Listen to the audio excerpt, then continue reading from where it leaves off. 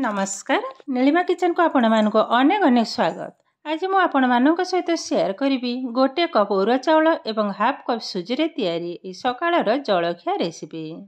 तेबे भिडियोटी को स्किप न करी फुल देखंतु। आशा करूची भिडियोटी आपण मानक बहुत पसंद आसीबो।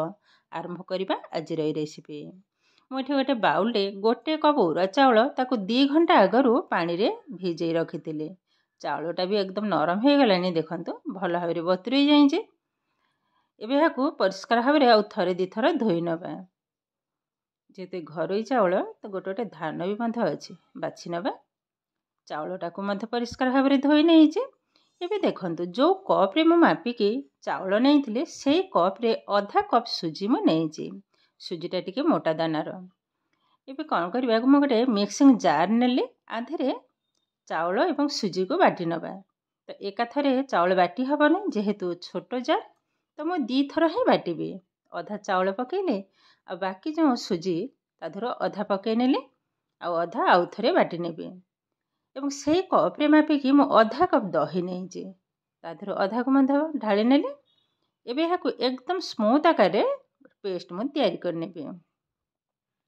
एबे देखंतो एहाकू मु बाटी नहीं जे आ ये बटाटा एकदम चिकन हवा दरकार। देखंतो एकदम प्लेन हो गलानी। एबे गोटे बाउल को मध्य बाहर कर नेबे। आ बाकी तक जेतक चाउल एवं सुजी अछि ताकू बाटी नबा। समान आकार देखंतु सबु जाक बाटी नेले। एबे भल भाव रे सबु जाक गोळेई नबा। ए जे टिके पतला देखा हो जे किंतु सुजीटा रहिला माने फुली हे जिवो। आ केतेटा चिकन बनिची देखंतु बहुत चिकन हे जे।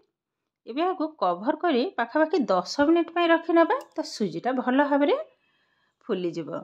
10 मिनिट पर आपण मानक सहित शेयर करिबी। एबे 10 मिनिट हे गलानी कवरटा को खोली नउजे। एबे देखंतो एबे टिके बहळे हे गलानी किंतु आधरे आ जमा भी पानी पकेइबिनी। ए ठीक एई भली भाव रे हे रहिबो। आधरे किछि मसला म ऐड करिबे।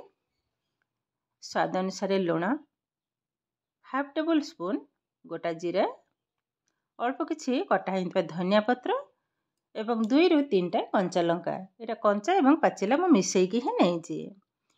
रागटा आपनको पसंद अनुसार कम बेसी पकई परिबे। आ ये नास्ताटा खाइबा को एते सुंदर लगे। थरे हेले भी एई भली भाव रे तैयारी करिवे देखिबे खाई कि मते बहुत खुशी हे जिवे। देखंतु सब जाक लंका को मु काटि नहीं जे। एबे भल भाव रे मिसई नबा। मिश्रण हमर रेडी हे गलानी। एबे साइड कर नबा। मु गोटे थाली नहीं छी आधरे अल्प टिके तेल को लगे नबा भल भाव रे जेमिति कि थाली चारिकड़े जाक भल भाव रे लागी हे जिवो। देखंतु भल भाव रे तेल को मु घसी नहीं जे। एबे आको साइड कर नबा। एबे आनो रे हाफ टेबल स्पून इनो को पके नेबे। अल्प टिके पानी पके नेबे ऊपर सामान्य टिके बस। एबे भल भाव रे मिसई नबा। इनो जगह रे आपण माने चाहिले बेकिंग सोडा गोटे पिंच पकई परिबे। इनोटा पकेले ए नास्ताटा सॉफ्ट बनिबो। देखंतो ए मिश्रणटा हमर एकदम रेडी हे गलानी।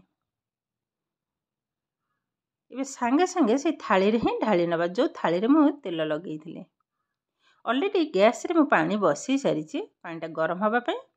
देखंतो सब जाक ढाली नेले। एबे आधरे अल्प टिके भजा मसला जो थरे अछि लंका जीरा एवं किछि गरम मसला ताको लगे नेले। फ्लेवरटा बहुत सुंदर आसीबो आ देखिबा को भी बहुत सुंदर हबो। एबे देखंतो पानीटा भी गरम हे गलानी। एबे थालीटा को बसे नबा। गैस रो फ्लेम को हाई रे ही रखिबा। आ बेसी टाइम लागिबनी। ए पाखापाखि 10 रु 15 मिनिट भीतर ही हे जिवो। तापर ही आपण मान सहित शेयर करिबे। ए पाखापाखि हे गलानी 8-9 मिनिट खोली नेले टिके चेक कर नबा। जदि न हेथबो ताहेले आउ थरे चापी नबा। टिके चेक कर नउची काठी साहाय्य रे। देखंतु स्टीम टा हमर एकदम रेडी हे गलानी। टिके भी काठी रे लागुनी। आउ थरे चेक कर नउचे देखंतु एकदम क्लीन बाहरलानी। एबे गैस टा को बंद कर नबा। एको ओल्हे आनिबा एकदम ठंडा हवा पर ही आपण मान सहित शेयर करिबे। एबे देखंतु संपूर्ण ठंडा हो गलानी। एबे गोटे छुरी साहाय्य काटी नबा। केतेटा स्पंजी बनी देखंतु एकदम सॉफ्ट आराम से काटी हो जाउची। मैं भली भाव आग लंबा आकार काटी नेली पुणी साइड टू काटी नेबे। यह को जेकोसी चटणी किंबा तरकारी सहित मत खाई परिबे नहले गोटे तड़का उपरे दे देबे जेमति के तेल भृषंग पत्र एवं कला सोरिष तो छुंक करी आ ऊपर ढाली नेबे। देखिए खाइबा को भी बहुत सुंदर लगिबो। देखंतु काटी के संगे संगे जो छुरी साहाय्य उठे नेलारो सुंदर भाव में बाहरी जाउची। देखंतु भितरे केतेटा जालीदार बनीचे आ बहुत सॉफ्ट हेंचे। देखा भी बहुत सुंदर लगुचे। यह को सकाळर जलखिया किंबा संध्या बेले टिफिन भी खाई परिबे। पिला मानक स्कूल टिफिन बॉक्स रे भी मते देई परिबे। ये बहुत सुंदर रेसिपी। देखंतु केते सुंदर भाव में हमर रेडी हो गलानी। मो गोटे प्लेट को मते उठाई नै जे केतेटा सुंदर बनीचे। देखंतु ये किंतु प्रस्तुत हो गला आजिर सकाळर जलखिया रेसिपी। आजिर भिडियोटी आपण मानकु केमिति लागिला कमेंट करने को जमा भी भूलिबेनी। आउ जदि भिडियोटी भल लगे लाइक करिवे, आपणकर फ्रेंड्स किंबा रिलेटिव का सहित शेयर करिवे। आउ जदि मो चैनल ले नुआ तेबे चैनल टी को सब्सक्राइब करिवे। एमिति आउरी नुआ नुआ भिडियोर नोटिफिकेशन पाइबा पई पाखरे थिबा बेल आइकन को क्लिक करिवे। ताहेले आज पई रहउचे पुणी देखा हबो आउ एक नुआ भिडियो रे। नमस्कार।